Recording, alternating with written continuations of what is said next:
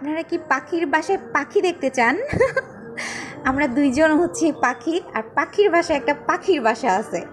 তো এই পাখির বাসায় এরাও দুইজন। এইটা একটা পাখি, এই যে এইটা একটা পাখি, আর এইটা একটা পাখি। আমরাও দুইজন, আমাদের পাখির বাসার পাখিও দুইজন। তো এই পাখির বাসায় সবাই ঘুরতে আসবেন। পাখিদেরকে ভালো লাগলে অবশ্যই লাইক কমেন্ট শেয়ার করবেন। চলুন না আমি আমার আরেকটা কর্নারের সাথে আপনাদের দেখা করিয়ে দিই। সেটা হচ্ছে খুবই একটা সুন্দর জায়গা। সেটা হচ্ছে এটা মাস্টার বেড না, তবে এটা হচ্ছে আমার একটা গেস্ট রুম। তো এটাতে আমি আমার যে জানালাটা আছে সেই জানালার সাথে বেড আছে। তো বেডের পাশেই তো জানালাটা, তো জানালায় আমি এই মানি প্ল্যান্টটা করেছি। তো এটা কিন্তু অনেক সুন্দর হয়েছে, দেখেছেন? এটা কিন্তু অনেকটা একদম নিচ পর্যন্ত হয়ে যাচ্ছে। ইনশাল্লাহ আস্তে আস্তে আরও বেশি সুন্দর হবে এইটা। দেখেছেন কালারটা কি? প্রত্যেকটা পাতার কালার কত সুন্দর। আমি কিন্তু এই মানি প্ল্যান্টের জন্য কোনো কিছু ইউজ করি না। আসসালামু আলাইকুম। আজকে আমি আবারও চলে আসছি। হাফ ক্লিপ নিলাম। আপনারা যদি চান তাহলে আমি আমার বেডরুমের ব্লগটা আপনাদের সাথে শেয়ার করব। তো ছোট করে একটা কর্নার ক্লিপ নিলাম। বেডের ওই পাশে আমি আমার ড্রেসিং টেবিলটা রাখছি।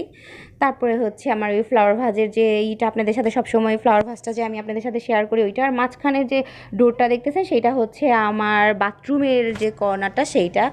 তো ছোট ক্লিপ হিসেবে একটু নিয়ে নিলাম, যেন মিনি একটা রিলস ভিডিও দিয়ে দিতে পারি আপনাদের কাছে বা কিছু। আর এই যে তার জ্যামের টেবিল। তো আপনারা চাইলে আমি অবশ্যই আমার বেডরুমের ট্যুরটা দিব যে আমার বেডরুমটা কেমন। আর আমার বেডরুমের আমার বেডরুমটা কিন্তু অনেক। এইটা হচ্ছে একটা হ্যাঙ্গিং ফ্লাওয়ার ভাজ। তো এখানে আমি ফেরি লাইট দিয়ে দিয়েছি। হ্যাঁ, তো ফেরি লাইট দিয়ে আবার নিচে হচ্ছে আমি আরেকটা লম্বা মতন একটা ভাজ দিয়েছি, ফ্লাওয়ার ভাজ। তো এখানে ফেরি লাইটটা হচ্ছে রাতে যখন আমি জ্বালাই খুবই সুন্দর লাগে। এটা আমি রাতে জ্বালানোর একটা ব্লগ আপনাদের সাথে অবশ্যই শেয়ার করবো। আপাতত আপনারা এইটাই দেখেন।